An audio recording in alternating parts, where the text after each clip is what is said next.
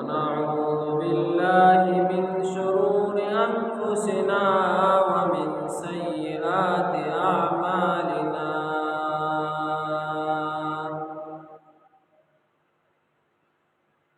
من يهده الله فلا مضل له ومن يضلله فلا هادي له. وأشهد أن لا إله إلا الله وحده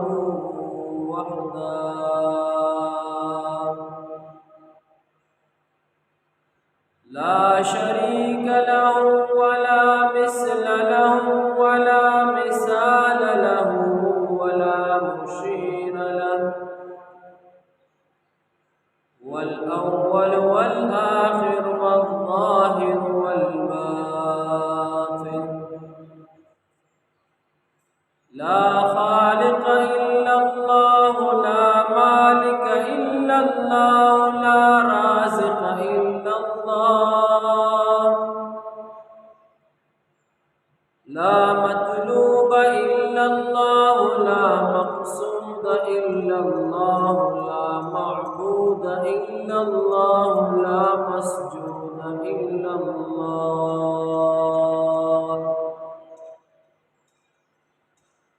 وأشهد أن سيدنا وشفيعنا وحبيبنا ورحمتنا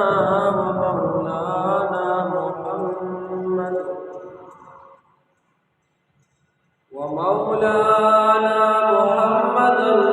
عبده ورسوله، أفضل البشر محمد، أكمل البشر محمد، أحسن البشر محمد، أفضل البشر محمد، أكمل البشر محمد، أحسن البشر محمد، جد الحسن محمد، جد الحسين محمد، إمام الأنبياء محمد، خاتم الأنبياء محمد، جد الحسن محمد، صاحب التاج محمد، صاحب المعراج محمد، بدر الدجى محمد، خير الورى محمد، صلى الله عليه وسلم. وقال رسول الله صلى الله عليه وسلم: من صام رمضان ثم أتبعه ستا من شوال كان كصيام الدهر، أو كما قال عليه الصلاة والسلام. وأحسن منك لم تر قط عيني، وأجمل منك لم تلد النساء، خلقت مبرأ من كل عيب، كأنك قد خلقت كما تشاء. من تذكر جيران إبليس لمي، مزجت دمعا جرى من نقلة بدمي،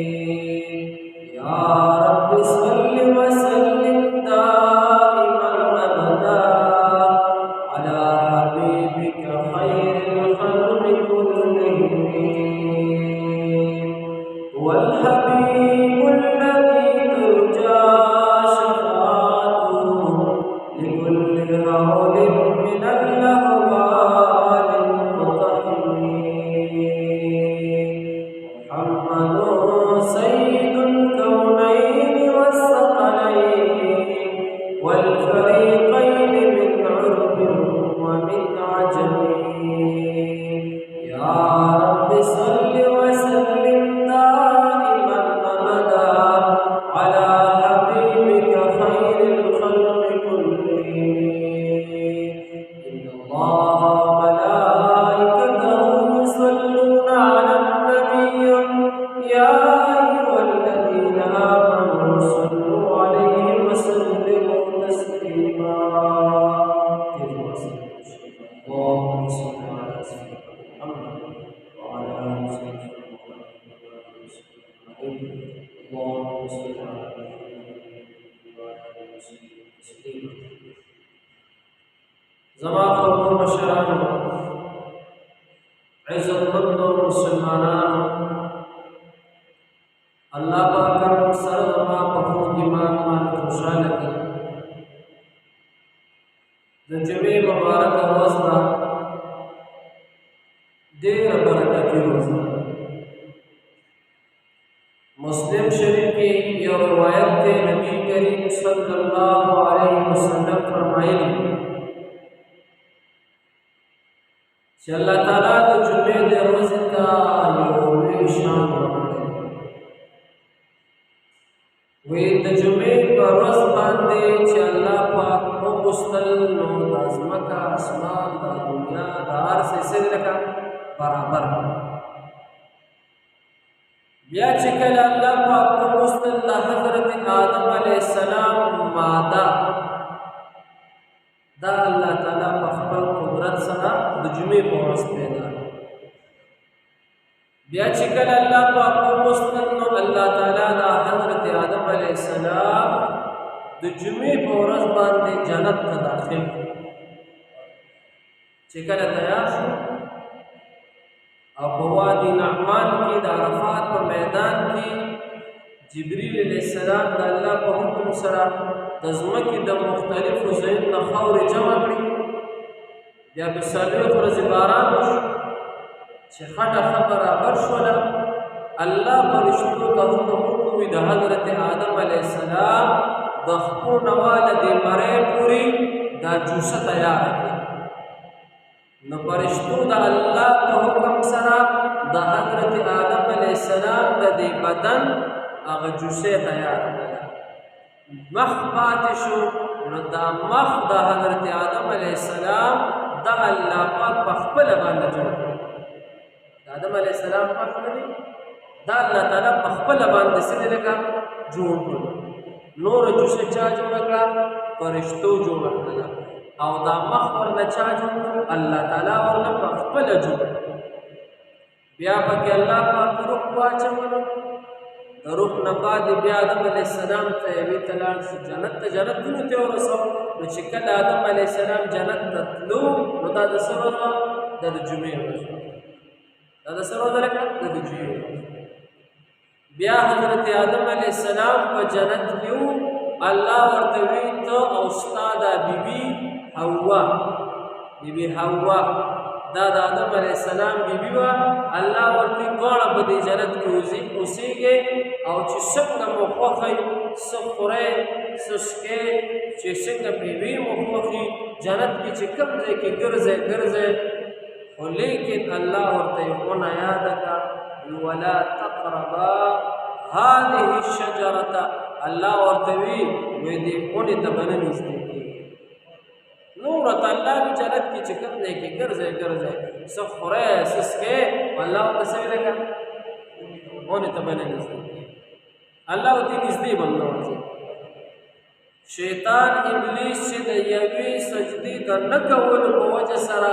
شیطان مردود شلو الله دا شیطان د جنت نه یې راوشړلو الله ورته وی فاخرج منها وځه د دې جنت نه وځه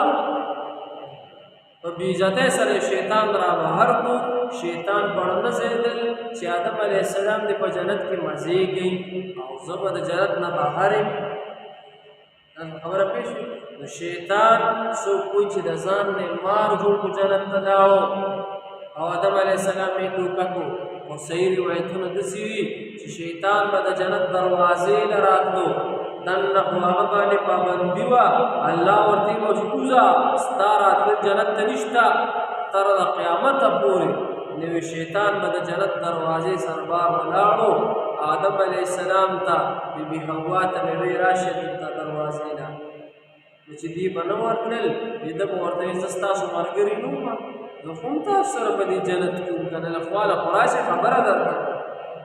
وقاسمهما الله په قرآن کې وي نو شیطان چې دی دې دواړو ته څه دی لکه قسمونه یې ورته وخوړل چې تاسو راشئ زه راته څه دی یو ډېره د فایدې خبره کوم دا ورته چا ویلې که دا ورته شیطان آدم علیه السلام راغی د جنت دروازې ده شیطان ورته وی زه تاسو ته نصیحت کومه زما خبره ومنئ آدم علیه السلام ورته ووایه وی زه درته داسې یو ونه ښیمه چې هغې ته د پته نشته او ته چې د هغه ونې نه خوراک وکړې که نه نو ته به همیشه لپاره به دې جنت کې پاتې شې داسې کې لاړې همیشه لپاره به ته څه دی په دې جنت کې پاتې شې حضرت آدم علیه السلام هم دا غوښتل چې زه همیشه لپاره په جنت کې د هر چا خپلې ځای خوښ وي د هر چا د فري نعمتونو ځای خوښ وي جنت د هر چا خوښ دی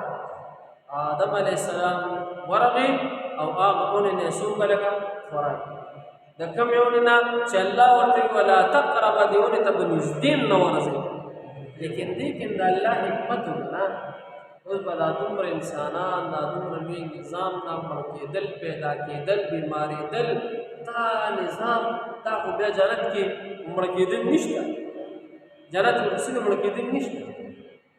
خبره پوه شي جنت کې خو پیدایش هم نشته د انسانانو لیکن دې کې د الله حکمت الله پاک سره یو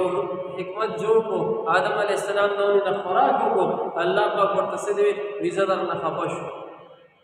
تا ته ما ویل چې دې ونې ته مه نه ورځې تا د خوراک وکړو الله ورته زه خفه شو الله پاک آدم علیه السلام ته وایي تا خو ما خو ته د ونې نه منې کړې وې الله ورته ځه تم ځه او بیبي ته دې ووایه چې تم ځه دواړه د جنت نه راوځي نو چې دا د جنت نه راویستل که نه نو دا هم د جمعې ورځ وه خبره پوه شولې که د آدم علیه السلام د پیدایش ورځ څه وه د جمعې وه چې جنت ته داخلېدو هم د جمعې ورځ وه چې د جنت نه یې راویستو هم د څه ورځ وه لکه جمعې دا په مسلم شریف کې دا روایت دی ګورې لکه نو د جمعې د دې ورځې ډېر لوی خصوصیت دی ډېر لوی فضیلت لري د جمعې دا ورځ وورا هم په دغه حدیث کې پیغمبر علیه السلام فرمایي ویلې قیامت به راځي د جمعې په ورځ باندې قیامت به کله راځي لکه د جمعې ورځ چې الله وغواړي پیغمبر علیه السلام له خلک رالل وي دا قیامت به کله ته چې وایې چې قیامت دی دا به کله پیغمبر علیه السلام الله ته سوال کوي خدایا دا خلک وایي چې دا قیامت به کله الله ورته وی د قیامت علم ما ځان سره پټ ساتلی دی چاته پته نشته په خبره باندې پوه شولې که خو الله پاک ورته په قرآن کې صرف دا یو خبره وکړله چې ایان مرساها الله ورته ویلي دي په قرآن کې پیغمبر علیه السلام ته وي دا قیامت به اچانک راځي یکتک به راځي داسې به ني چې به سبا به قیامت نه نه اچانک به راځي الله وی یکدم به راځي دا قیامت نو رسول خبره مې ته وکړې آدم علیه السلام چې کله الله پاک پیدا کولو د څو ورځو نه د جمعې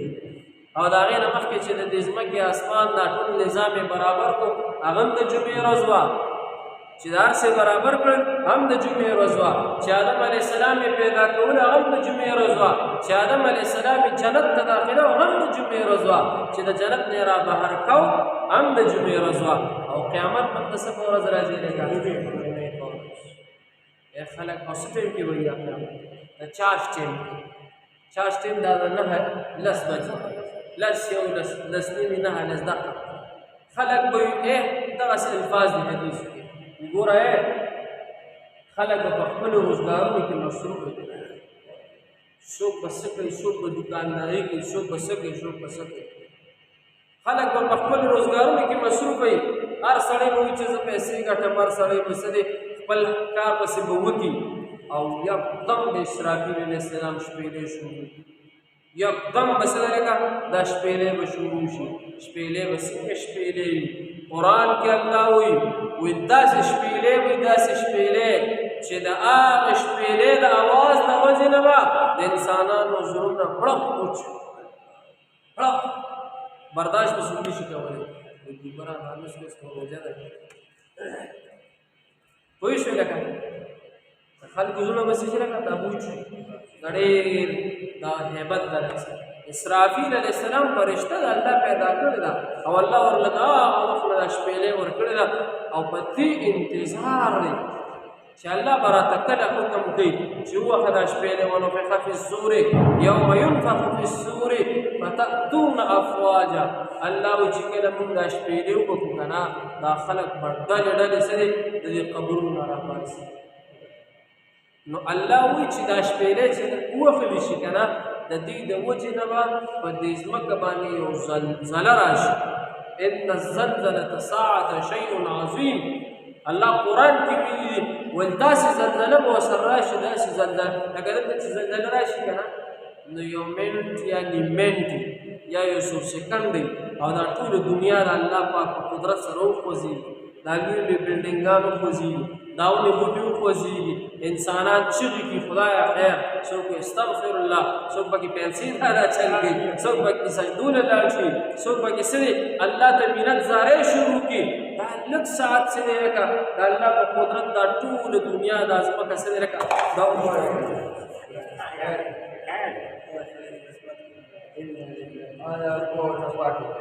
د زلزلې خبرې شروع کړه نو ګیلاس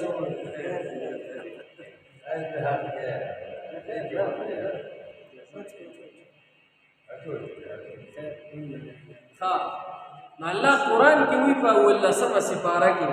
ان الزلزلة ساعة شیء عظیم الله وایي داسې زلزله به راشي چې دا ټول هر څه به څه دی ختم نشي او بیا الله پاک وایي د دې زلزلې د وجې نه د دې زلزلې د وجې نه دنیا کې چې دلته زلزله راشي نو مور خپل بچي رامنډه کړي په بچي پسې رامنډه کړي غېږه کې والي او منډه کړي ځان سره بچي راجوړ کړي دغه شانتې پلار بچي ځان پسې راجوړ کړي او منډې وکړي لیکن الله وایي چې دا د قیامت دا زلزله راشي که نه په 18مه سپاره کې الله په 18مه سپاره کې وي بخښه ماته بس انشاءالله خدای سره نو الله وی کنه په دې 18مه سپاره کې وی دا به داسې زلزله چې مور نه به دا خپل مینهناک بچي دا به تیر شي پای ورکوونکي بچي وي الله قرآن کې ویلي دي یو مور چې بچي له پی ورکوي د مور ورسره څومره زړه درد کوي مور وایي چې دا ماشوم دی دی به وږي وي ځان ته یې راجوخ کړي لیکن د قیامت زلزله چې راشي هغه د مور نه به څه دی هغه ګران ماشوم بچي هغه به تیر شي دا غړي د هیبت د لاسه او بیا الله قرآن کې په دغه صورت کې وي وترى الناس سکارا او ما هم بسکارا الله حضور پاک ته وایي محبوب پیغمبره وي دا خلک به د قیامت د سخت د لاسه داسي چې ته به وایې چې نشه یې کړې ده وما هم بسکارا الله وایي حقیقت کې نشه یې نه کړې وي دا به د هغه ډېر هیبت د لاسه داسي دا غډیر خفګان د لاسه دا غډیر خوف او د یری د لاسه وسله لکه دا خلک وسنګ ورته الله قرآن کې وي چې ته به داسې ویني دا خلک چې ته به چې نشه کړی ده او نشه به نه کړی ول دا به د قیامت د یری د لاسه داسې نو داسې یو ورځ را روانه دا به راځي پیغمبر علیه السلام د صحابو وي د الله محبوب پیغمبره دا قیامت چې راځي د دې څه نښې خو راته وښایه د دې څه علامات خو راته وښایه نو واړه علامات حدیثو کې ډېر ذکر دي او غټ علامات هم شته پیغمبر علیه السلام وی د ټول نه غټه علامه خدا ده وایي چې زه د الله آخري پیغمبر یم زما نه پس بل پیغمبر نشته خبره باندې پوه شوې بل حدیث کې راځي پیغمبر علیه السلام وایي د ټول نه غټه علامه یو دا ده چې نور به څه دی لکه دا به د مغرب نه راوخېږي دې طرف نه به راوخېږي او د تورو جنډو والا یو لښکر به راوځي دا ته ویم ټول واړه علامات دي نور واړه علامات دي څه دي پیغمبر علیه السلام حدیث دی ورکوټې علامه دا ده چې نوکر به غلام به خپل آقا ته عقل ښیي نیک ته به عقل ښیي او دیم داسې تاسو به کتلي دا نوکران چې د خانانو سره ګرځي نیکه دا کار به داسې خان صاحب دا کار واغ دا شو دا شو د غوګونو رډکېږي پلانکي سره دا چلو دا دغه د دار قیامت علامه ده حضور پاک وی بل نه د قیامت دا ده چې بکور کې به زوی پلار د عقل خي او د شي کې نه لګا په خوا بکور کې پلار نشو زی بټت قدر نشو کولې او زوی چې لک تعلیم وکي لک کالج یونیورسيټي ته لاړ شي سپېړه موبایل پیدا کی بیا پلار ته بابا ته پدې نه پی دا څه نه کوي ته پدې نه پیږي تر دې زمانه سړی نه بابا به ټول مرزان ستړي کړي بابا به ګیرستی نشوي بابا به ټول عمر دی بچی لګټي یا هغه بچی پلار ته وي دا اجت په قلار کېنا وي دا هغه زمانہ نه ده هغه زمانہ نه ده هغه نور دی هغه عظمت هغه ستوري دي او انسانانو کې بدلون راغی دا قیامت علامه ده چې زوی په پلار ته صحیح نه لګي عقل بوته او بل علامه وره وي کور کې با لور به مور ته عقل خي لور به مور ته عقل خي مور ته وای مور ته بده نه پیږي مور ته په قلار کېنا مور ته ګړې خزه مور ته وسیله کا لور به ورته عقل خي دا قیامت علامه تاسو ګوره زمانه معاشره کې وګوره خلکو ته همدا حالات شروع دي چې پلار ته پړک بازار کې بابا ته کېنه په قلار باندې ته بدی پیږي ته نه پیږي لور ته مور ته وای مور ته بس پیږي زپېږي خپېږي مور لور چې دی مور ته وای داسې نوکر خپل آقا ته وي صاحب ته په دې نه پوهېږي دا د قیامت علامات دي او بل وړه علامه دا د حضور پاک وي ښځې به د سړو پیشن شروع کړي سړي به د ښځو پیشن شروع کړي داسې دی که نه ښځې به د دا په حدیث کې دي دا الفاظ ښځې به د سړو پیشن شروع کړي او سړي به د ښځو پیشن شروع کړي وګوره معاشرې ته وګوره پرون په چوک کې روان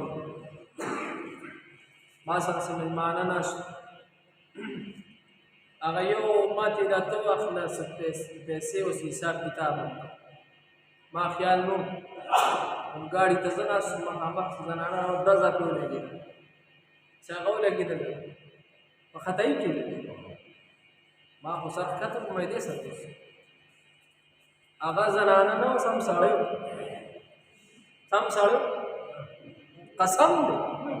ما د شرم سره کته کوم چې خدای زنانه ولې او د کېدل هم داسې نه را پروتې وه سر په سر د ګاډي هغه بمپر ټچ شو ما دومره استغفار مې خدای خیر راکړي اسم سړی وي خیال کوه که نه هغه ما سره ملګري ناست وو هغوی پسې سر رابار کړي په سړک د پاسه ته نیغه نیغه کېږي وي خیال ته مونږ ته چې ته خیال کوه وي سړک د پاسه ته نیغه نیغه کېږي روډ دی یو غونډ نیولې دوه درې اوس هماغسې په قطار راوته به چې دا روډ یې د پلار سوچ مې کوم به زه ګورم د ښځو نه سړي جوړ شو او داسې پیشنې کړي پلار ظالم مطابق نه کوي چې لورې ستا لباس ستا جامې دا خو تا سره نه ښایي ستا دا نارې پړونې چې ستا پکې ویښته بهر ښکاري ستا داسې پنسلې دومره اوچتې کړي لکه د سړو شریعت څه وایي پیغمبر علیه السلام وایي چې د ښځو پنسې به ښکته وي چې ګیډې به نه ښکاري او سړو هلکانو پنسې ښکته کړي دي او ښځو اوچتې کړي اصل دا د قیامت علامت دي پیغمبر علیه السلام وایي چې ښځې به د سړو پیشن کوي سړي به د ښځو پیشن کوي او هلکانو ته چې وګورئ هلکانو ته مخونه به یې تک سره نیولي تنګې تروشي جامې به یې چولي او وروره ډبلې به اړی راوړي داسې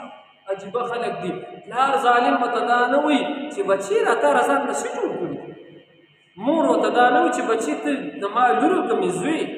پهچان به کړي زه خو پکې نه شم مخکې ورځو کې چې دی یو ځای کې موټۍ خوړه او یو هلک را داسې رادننه شو دوه درې هلکانو سره موږ حاضر سر ښکته ده ما ته هلکان وي قاري صاحب دا هلک دی ما خو مهمان کې دا جینۍ رادننه شوه داسې ځای پیشنې کړي داسې میکپونه هلکانو کړي اصل نه چې حیران بشي لږ په خپلو بچو کنټرول پکار دی پکار دی که نه دی پکار دی زه خو وایم دا هغه پلار نه دی چې بچي ته داسې نه شي چې بچي دا کار دی غلط دی دا خو پلار نه دی زه وایم دا هغه پلار نه دی بیا چې لور ته نه وایي داسې چې بچي ستا دا پړونې صحیح نه دی چې بچي ته بهر ته ځې لږ پرده کوه لږ ځان راټول کړه چینچې کې کښېنې نو لږ سمه کښېنه په لاره ځې روانې ویښته دې ښکاري دا ویښته لږ پټ کا دا سر لږ پټ کا دا په مور پلار لازم دي ګورې دا په مشر ورور لازم دي ګورې دا لازم دي په پلار باندې وي د یو زنانه د لاسه به بې شمېره کسان جهنم ته ځي ولې به ځي لکه چې د یو پلار لور داسې روانې چې د هغې د وجې نه چې څوک ورته په لاره ګوري هغه هم جهنمیاني پلار ورته غږ نه کړي دا پلار هم جهنمي دی ماما ورته غږ نه کړي دا ماما هم جهنمي دی تره ورته غږ نه کړي دا تره هم جهنمي دی وروڼه ورته غږ نه کړي دا ورور هم جهنمي دی د یو زنانه د لاسه چې کتونکي هم دي او چې چا پې ځان غلي کړي دا هم جهنمي دی الله دې په موږ تاسو ټولو د حیا صادر نو خبره مې دا کوله چې حضور پاک وایي چې د قیامت یو علامه څه لکه چې سړی به د ښځو پیشن کوي او ښځې به څه لکه د سړو پیشن کوي دا قیامت واړه واړه علامات دي بل حدیث کې راځي پیغمبر علیه السلام وایي د قیامت یو نښه دا ده چې هر سړی به د خپلې ګټې دپاره دروغ کاروبار هم کوي خو د خپلې ګټې دپاره به څه کوي لکه دروغ به وي دا مشکات شریف کې حدیث دی مسلم شریف کې دا حدیث دی وي قیامت ته نږدې به څه دی لکه خلک به د خپلې حلالې ګټې دپاره دروغ وایي هلکه دروغ وایي که نه وایي ډېر دروغ وایي الله دې رحم وکړي او د دروغ د وجې نه چې تا روپۍ وګټله لاړې حرامې د خپلو بچو دا د قیامت علامه ده بل حدیث کې راځي پیغمبر علیه السلام وایي د قیامت یو نښه دا ده چې قیامت را نږدې شي نو پیغمبر علیه السلام وایي جوماتونو سینګار به ډېر زیاتي خو آباد به نه جماعتونو سینګار به ډېر زیاتي نقش او نګار به پکې ډېر زیاتي رنګونه او ګلابونه ورسه به پکې ډېر زیاتي خو مونځ کوونکي به پکې نه الحمدلله زموږ سره جماعتونه آباد دي شکر خو بیا هم کم دي په محله کې وګورئ شل کورې د شلو کور نه به دوه درې کسان د سارې مانځله راځي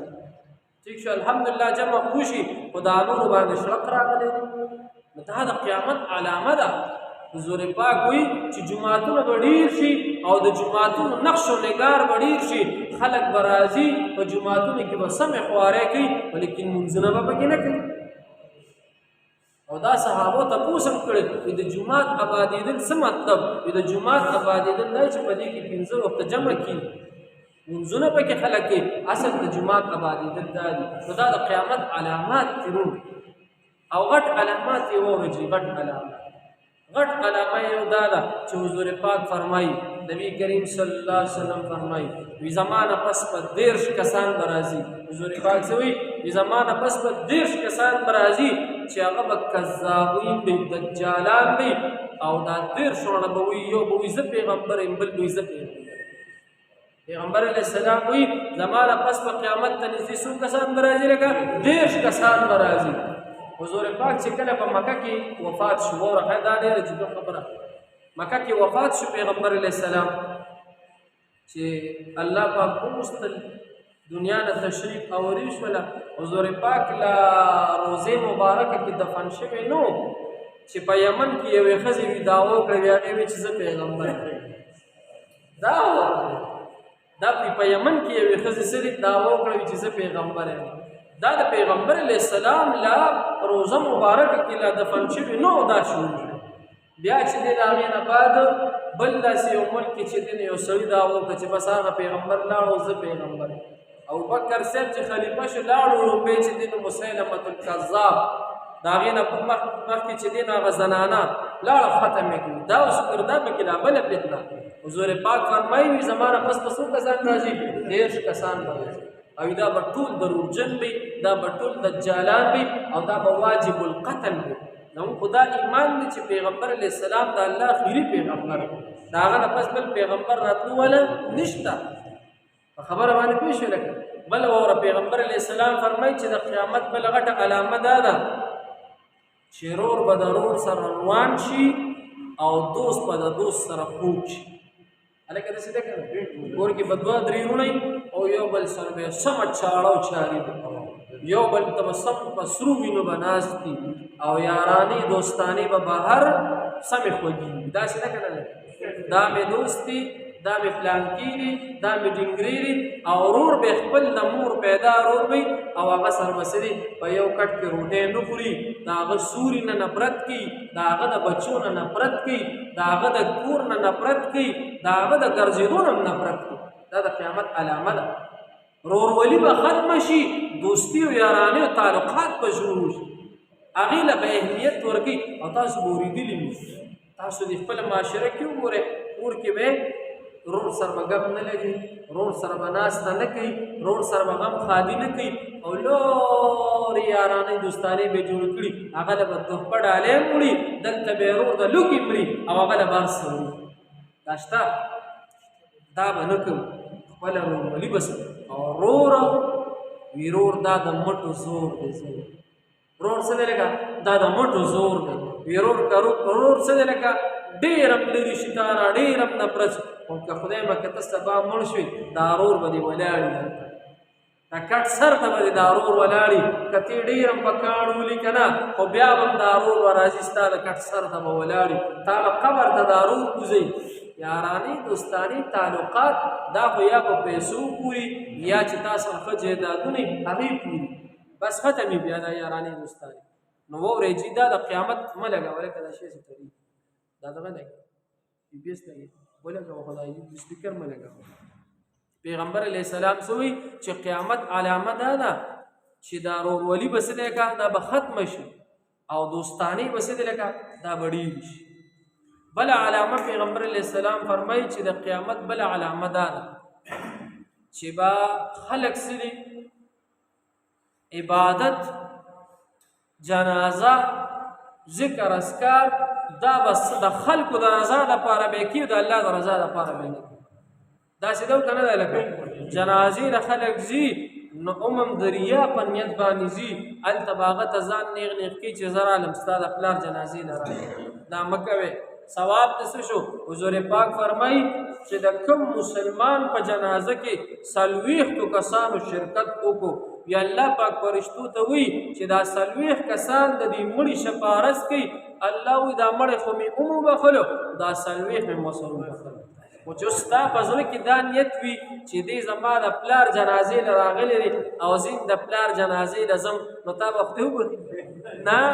بیا دې بخښنه چېرته ده وی مړه زما ویړه به مې نه کېږي خو وي څوک مجبوره وي دا هم وایي وکیله نه د مړي جنازې له چې ځي په دې نیت ځه چې دی به الله بخي مونږ به ورسره لرو امام مالک رحمت الله علیه چې وفات شو د هغه په جنازه باندې 10,000 عیسایان ایمان راوړي صرف چې جنازې ولیدل نو دا دومره لوی خلک لوی مخلوق راغلي نو هغې عیسایان یو پادري او ولاړ وي دا دومره انسانان دا دومره خلک دا څه دپاره راډول شوي دي ویل دا د امام مالک جنازه ده نو وره 10,000 عیسایان ایمان یې راوړو جنازې ده چې ځای د الله تعالی د رضا لپاره دی وي دا د قیامت علامه ده چې خلک به جنازې له ځي نو په مخ مروت به ځي په مخ مروت به نه ځو صحیح ده انشاءالله بله وره د قیامت بله غټه علامه دا ده چې حضور پاک فرمایي چې یاجوج ماجوج څه لکه دا به راښکاره شي او د یهودو تسلط به زیات شي د یهودو زور به زیات شي دا وګورئ یهودو ته زور زیات دی که نه او وګورئ فلسطین کې غزه کې دا خو ټول یهود لګیا دي دا خو اسرائیل چې دا خو یهود دي امریکایان عیسایان دي اسرائیل یهود دي د یهودو زور زیات دی د ټولو ملکونو خولې بند دي الا ماشاءالله وي به پکې هم لکه یمن وغیره شو هغې خپل کوشش کوي خو د نورو ټولو خولې بند دي یهود ته څه نشي ویلی حضور پاک فرمایي د یهودو تسلط به زیات شي قیامت ته نږدې خبره باندې پیش بیا پیغمبر علیه السلام فرمایي حدیث کې ویل چې د یهودو تسلط زیات شي نو یاجوج ماجوجو د دې لښکر به دا هم د یهودو سره دا چې راځي دا یاجوج ماجوج دا به د یهودو سره ملګری کېږي به او د دې یهودو چې کله دا یاجوج ماجوج روځي نو دا به د ټولې دنیا کې به ګرځي به او د دې ټول انسانانو د خوراک څښاک فصل وغیره دا به ټول ختموي تفسیر جلالین کې لیکلي چې دا یاجوج ماجوج دا څنګه مخلوق وویل څوک وایي جوج ماجوج یاجوج ماجوج دا څنګه مخلوق دی واوره څوک وایي چې لکه دا به دومره قد کې وي چې څومره شرعي ګز دی دا شرعي ګز دی. او څوک وي چې یو عام انسان چې ولاړ وي که نه، تفسیر جلالین کې لیکلي، نو د دې په عام انسان په دې حقوق کې چې ترمنځ یو ماشوم ځي راځي په اسانه سره ورکوټی ماشوم وایي دقه شانتې مسلې دا یاجوج ماجوج به دومره قد کې وي او دا ټول انسانان به ترې تنګ وي، دا ټول خلق به ترې تنګ وي د یاجوج ماجوج د لاسه. بیا به د هغې نه پس به دجال یو لویه فتنه ده. پیغمبر علیه السلام ته پناه غوښتې ده. حضور پاک وایي تاسو د دجال د فتنې نه پناه غواړئ چې خدای ته موږ د دجال نه بچ وساته. حدیث کې راځي ده دجال به بیا راوځي. دجال دا د سمندر په منځ کې یو جزیره ده، لیکن الله پاک دا پټ ساتلی دی. د دې زمانې څومره لویه ټکنالوژي ده، لیکن نه یاجوج ماجوج ته ورسېدل. وایي دا د یو غر شاید دا غر کمزېږي، لیکن دا شته دی. الله دا پټ ساتلی دی، دا الله پټ ساتلی. دا دجال یو صحابي ورسره څه دي خبرې هم شوي دي. حضرت ارقم رضی الله تعالی عنه هغه ورسره خبرې هم شوي دي. او دجال دا په خپله دا ویلي دي هغه صحابي ته چې ان قریب ده چې زه به روځم او دا دجال فرشتو په دې جزیره کې د الله په حکم سره تړلی دی، په زنځیرونو یې تړلي کتابونه دا لیکلي دی به روځي، په ټولې دنیا به حکومت کوي. 70,000 فوج به دا به د یاجوج ماجوج ورسره، دا یهود چې کوم دي دا به ټول د دجال سره ولاړ، دا ټول یهود به دا به د دجال سره ولاړي. او چې څوک د دجال تابعداري نه کوي هغه به وجني، چې څوک یې تابعداري کوي هغه له به عهدې ورکوي. او بیا به د هغې نه پس دا ټول انسانان دا مسلمانان ډېر مسلمانان به شهیدان شي. دجال به په ټوله دنیا ګرځي، لیکن مکې او مدینې ته به نشي داخلېدی. مکې مدینې ته به نشي داخلېدی. په مکه مکرمه کې به یو کس راپاسي د بیت الله شریف سره خوا کې به، او هغه کس به نوم وي محمد، د پلار نوم به عبدالله وي، لکه څنګه چې زموږ د حضور پاک نوم دی. او دی به په مدینه کې پیدا شوي وي، دغه ټیم به دی په مکه کې وي. طواف پکې د مقام ابراهیم سره به خوا کې ناست دي. حضور پاک دا فرمایلی په حدیثو کې دی به عبادت کې مشغولي. د مسلمانانو یو څو کسان ورپسې راشي چې ته په عبادت کې مشغولې، لیکن ته زموږ مشر شه چې موږ د دجال سره جهاد وکړو. د هغه به نوم محمد وي، مشهور به بیا څه دی په امام مهدي صاحب باندې وي. څه باندې مشهوري؟ په امام مهدي صاحب باندې. خو یاد ساتئ پیغمبر علیه السلام فرمایلی په حدیثو کې وی د دې امام مهدي نه مخکې دا چې کوم اصلي امام مهدي راځي د ده نه مخکې به ډېر امام مهدیان به راځي او د دروغو دعوې به کوي. یو به وایي زه امام مهدي بل به وایي زه امام، او پته به نه لګي د اصلي امام مهدي پہچان به کوم ځای کې کېږي؟ د بیت الله شریف سره مخامخ د مقام ابراهیم سره به ناست وي. او په دغه ټیم کې به یاجوج ماجوج به هم راوځي، دجال به هم راوځي. بیا به الله پاک سره پیغمبر علیه السلام حدیث هم دی، الله پاک به بیا فرشتو ته وایي چې لاړ شئ عیسی علیه السلام د اسمان نه کوز کې او لاندې ځمکې ته. دا زمونږ عقیده چې عیسی علیه السلام چېرته دی لکه اسمان نوځي. او عیسایان څه وایي؟ عیسی علیه السلام پانسي شوی دی. او الله قرآن کې څه وایي؟ الله قرآن کې عیسی علیه السلام ماخرج الاسباب ده. نو عیسی علیه السلام به راکوشي، چې عیسی علیه السلام راکوشي فرشتو به نیولي په شام کې. شام دا د ملک نوم د عراق سره خوا کې دی. هغې کې یو غټ جامع مسجد دی، دمشق یو خاریه ده، په هغې کې څه دی دا جامع مسجد اوس هم موجود دی. نو په هغه جامع مسجد د منارې د پاسه به عیسی علیه السلام راکوشي. هلته په مکه مکرمه کې به امام مهدي د مسلمانانو یو لوی لښکر د جهاد دپاره تیار کړي د دجال خلاف، لیکن جنګ به لا کولی نشي ځکه د دجال زور به ډېر زیات وي. او دلته به عیسی علیه السلام چې په شام کې راکوشي، خبره مختصر کوم خو ډېره ضروري ده، چې ډېره ضروري ده. عیسی علیه السلام چې راکوشي څنګه په شام کې، نو دا ټول خلک ورله راشي، ورته به وایي چې موږ ستاسو ډېر انتظار وکړو. عیسی علیه السلام به امام مهدي صاحب پته به ورته هم لګېدلي، نو هغې دواړه بستې دي لکه د یو بل سره دا لښکرې یو ځای کړي، دواړه به دا مشوره وکړي چې دجال به څنګه ختمو. عیسی علیه السلام به وایي موږ له د جنګ څه اسلحه راکړې، د جنگ دپاره څه اسلحه راکړې. نو دا د دې زمانې یا د هغې زمانې چې کوم د جنګ اسلحه یي، عیسی علیه السلام به د هغې نه انکار کوي. عیسی علیه السلام به وایي نه دا مه راکوئ، ماله توره راکړې چې څنګه جنګ محمد رسول الله کړی په توره باندې، دقسې به موږ هم داسې د دجال به په توره باندې سرې دا به ختمو. نو د تورې دور به بیا راځي، د تورې ډېر ښه دور وکړه نو ولکه د بدر په جهاد کې د احد په جهاد کې حضور علیه السلام د عمر صاحب زمانہ د ابوبکر صاحب زمانہ دا ټول د توري دور دا نه ټوپک او د ټانک دور نو دا ټول د توري دور نو هغه د توري زمانہ به بیا راځي عیسی علیه السلام به تور راوالي ټول سر به توري را روان بشي دجال چې دی به لود یو ځای دی لود دا یو ځای دی په هغه ځای باندې د یهود ایرپورټ جوړ کړی قمقلو ویل موږ به چې څنګه دلته ایسه وي دلته به دجال راځي دومره دا یهود څه دي دا قرآن او حدیث سټډي کړی دی دا یهود په خپله وي دلته به څه دي دجال راځي وي موږ به ورته یو جاز د مخکې نه ودرو دجال به دې په جاز کې وړو والله کې یوسي او حضور پاک وي د لط په دې مقام باندې هلته یهود څه دی ایرپورټ جوړ کړی نن سبا تاسو د موبایل باندې نټونو ته ناسې او په زور شیزونه پې ډېر ګورئ د کار شیزونه پې نه ګورئ دا وګورئ دا سرچ کې لوز ورکړه اوس به ته وکړئ خبره باندې پېښ وي نو هلته به څه دی لکه دجال به ګیر شي ګیر چاپېره به د عیسی علیه السلام او د امام مهدي صاحب لښکرې به ګیر چاپېره شي عیسی علیه السلام به ورمخکې شي او دجال به څه دی په دې توره باندې ختم کړي او بیا به د دجال سره چې کوم یهود دي کم یاجوج ماجوج د عیسی علیه السلام باندې وکړي کم دی کې چې یهودي ویني لاړ شي او سر ته وخی یهودیان به منډې وخي دا د عیسی علیه السلام لښکر د امام مهدي لښکر دا به ورپسې دا ټول یهود به ختم کړي او یو روایت کې راځي حضور پاک فرمایي چې یهودیان کوم ځای کې پټېږي چې موږ به دلته پناه واخلو هغه کاڼي هغه اونه هغه کوټه هغه به اواز کړي د الله په قدرت سره چې راشه دلته کې یهودي پټ دی مسلمانان به ورځي هغه یهودیان به وژني بیا به حضرت عیسی علیه السلام بادشاه شي 40 کاله بادشاهي به کوي څونه کاله لګا 40 کاله واده به کوي بچي به پیدا کیږي بیا به 40 کاله بعد به بیا هغه وفات شي بیا به مسلمانان ایماندار خلک به ختمیږي بیا به تش کفار پاتې شي بیا به د هغې نه بعد به بیا څه لګا قیامت به بیا راځي واخر دعوانا ان الحمد لله رب العالمین